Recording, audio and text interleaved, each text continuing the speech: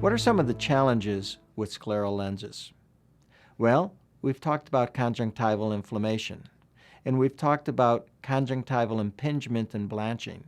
These are controlled by manipulating the peripheral curves of the lens. Bubbles and mucin entrapment on the lens can be a problem. I find that bubbles are always a problem with application of the lens to the eye.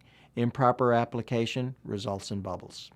You have to tell the patient to be patient, and if they have a bubble, they have to remove the lens and replace it. Mucin entrapment is another thing.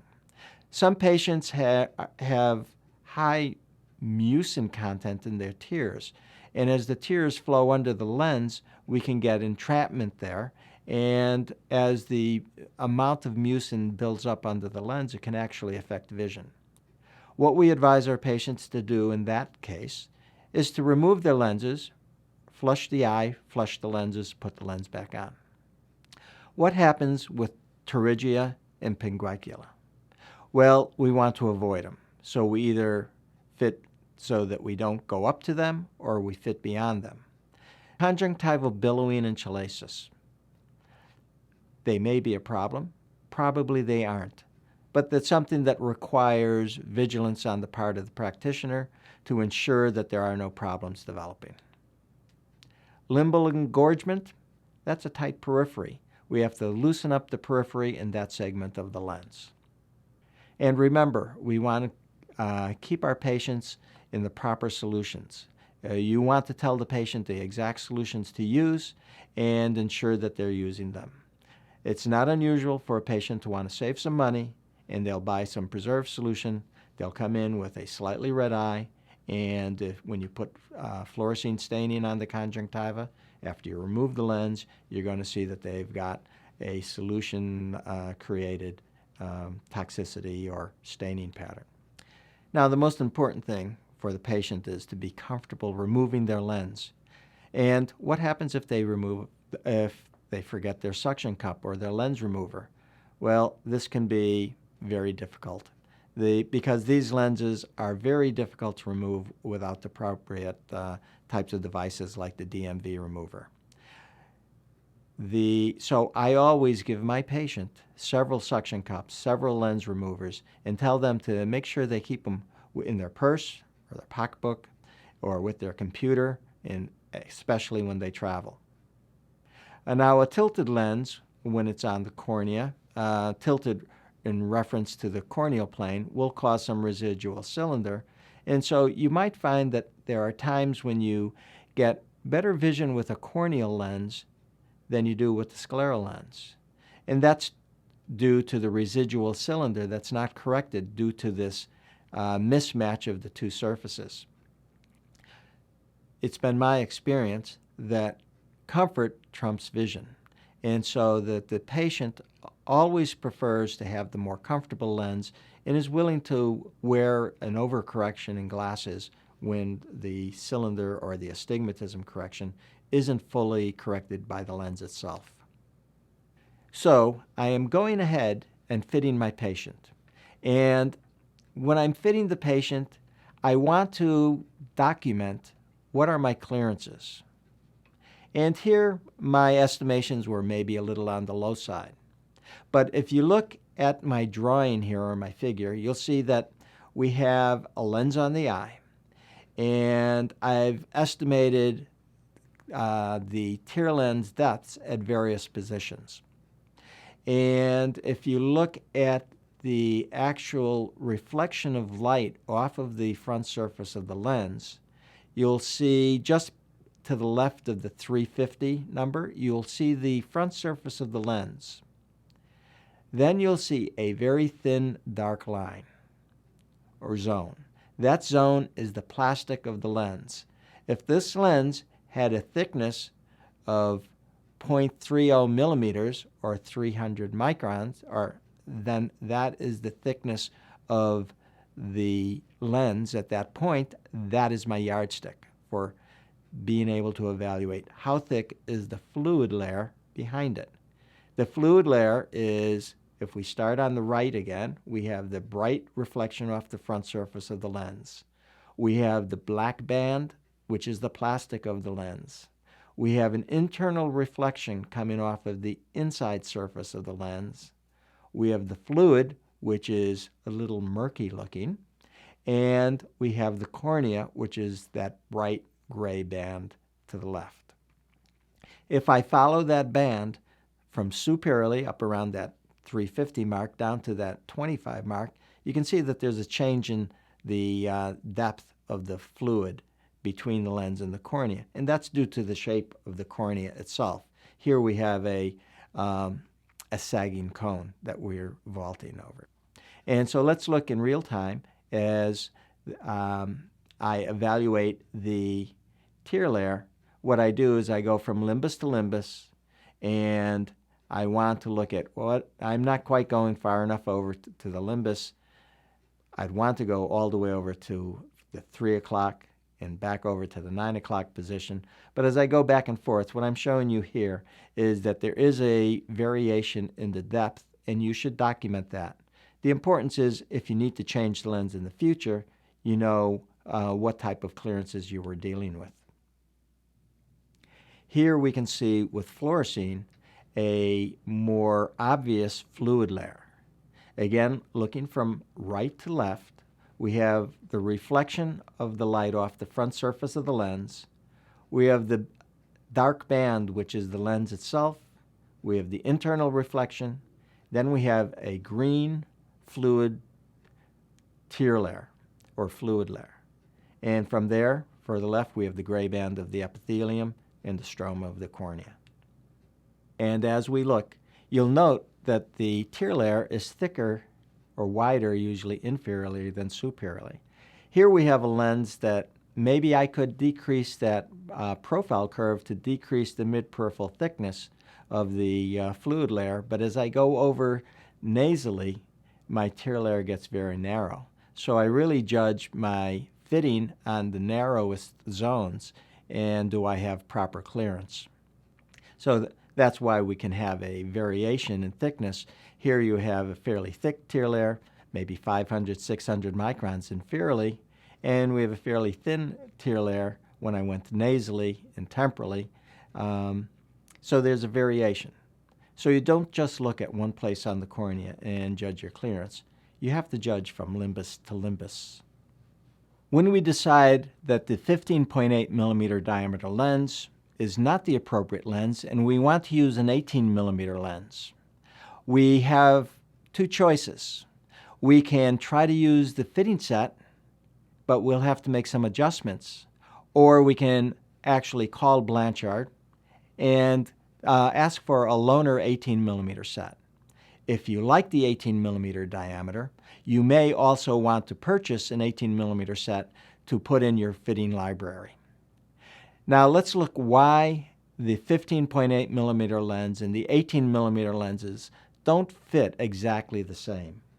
Here I have drawn a 420 SAG 800 profile or increased profile 15.8 millimeter lens on the screen. I'm going to superimpose over that a 420 SAG 800 profile or increased profile 18 millimeter lens. And let's look at the difference. The difference is at the base of where the 15.8 millimeter lens is, you'll see the chord diameter is greater in the 18 millimeter lens. So that lens is going to actually fit lower onto the cornea. It's going to fit further back on the sclera. So we need to have an increase in the sagittal height of the lens if we put that lens on the eye. Here, we think that the 430 SAG or 100 micron increase in SAG will adjust for that change in this, the chord length at that 15.8 millimeter mark. We need to put the lens on the eye to see if this actually happens. And it's like putting a larger hat on your head. The larger hat is going to fit lower, around covering your ears perhaps. So as we put the lens on the eye, the 18 millimeter lens fits further back, and we might have lost the vault that we want or the clearance that we want from limbus to limbus. So this necessitates a higher sagittal height lens. Also, I might note that as we go further away from the limbus, the sclera actually starts to lose some of its symmetry, and actually I would prefer to fit with a trial lens set. So I would ask for the 18 millimeter lens set for use when I'm trying to fit the larger diameter. Now, let's understand how the conjunctiva responds to the presence of a rigid lens. First off, we can have what's called conjunctival chalasis. This is a benign finding. I'll show you examples of where the conjunctiva is pulled in beneath the surface of the lens and billows at the limbus. The lens compresses into the conjunctiva, and this leaves behind what's called a compression ring. It's like when you're wearing a sock that's tied around your ankle and you take it off and you can see the imprint of where the sock was. If this goes away within 15 minutes, and it usually does, it's of no consequence. If we have conjunctival injection from lens wear, this should be addressed. And if we have injection after the lens is removed, but we didn't have it before we removed the lens, this is usually short-lived, and we see this with some of our patients. They have a very finicky conjunctiva that's easily irritated by removal of the lens, but it's a short-lived problem. This is an example of conjunctival billowing or conjunctival chalasis. Different practitioners call it different things. What happens is the conjunctiva is loose and it is drawn in with tear exchange under the lens, and we see a ballooning of the conjunctiva at the limbus. When the lens is removed, this goes away. So it's really a benign finding, and we don't think it's of any consequence. However, if you do have conjunctival staining in this area when you remove the lens and the stain remains, then that's an area that we should address, because remember, this is where the limbal stem cells are located, and we want to make sure that we do protect those cells. This is an area of inflammation. Notice that we have a tight periphery. You can see that bright white band. But if you look at the appearance of the conjunctiva adjacent to the limbus versus outside of the lens, you'll see that we have a more pink, a congested area, and this indicates that we have too tight a periphery. Just flattening the periphery in this instance is going to alleviate this problem. This patient has a compression ring. When I remove the lens from the eye, I quite often find a compression ring. Compression rings are usually a benign finding, and they dissipate within 10 or 15 minutes. This compression ring is slightly different. You see that there's conjunctival staining from fluorescein where the compression ring was.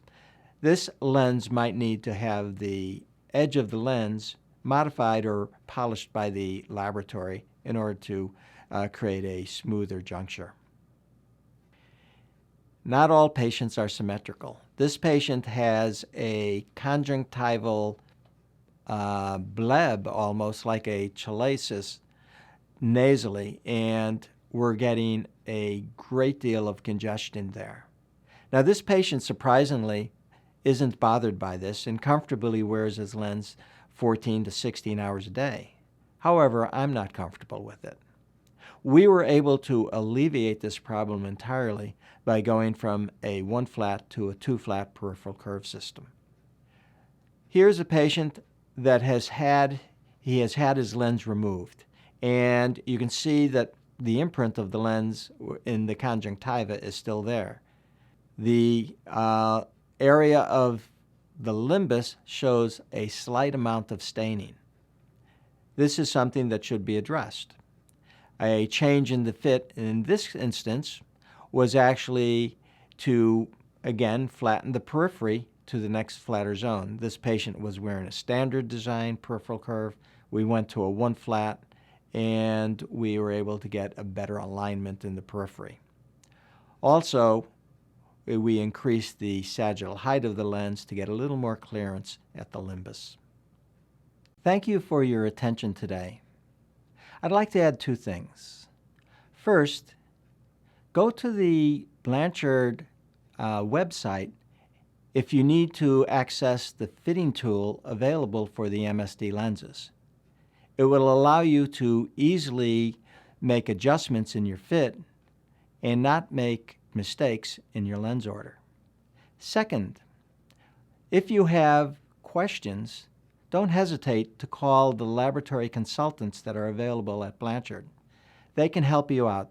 They fit these lenses with practitioners every day. Again, thank you for your time, and I hope you enjoy fitting the MSD lens.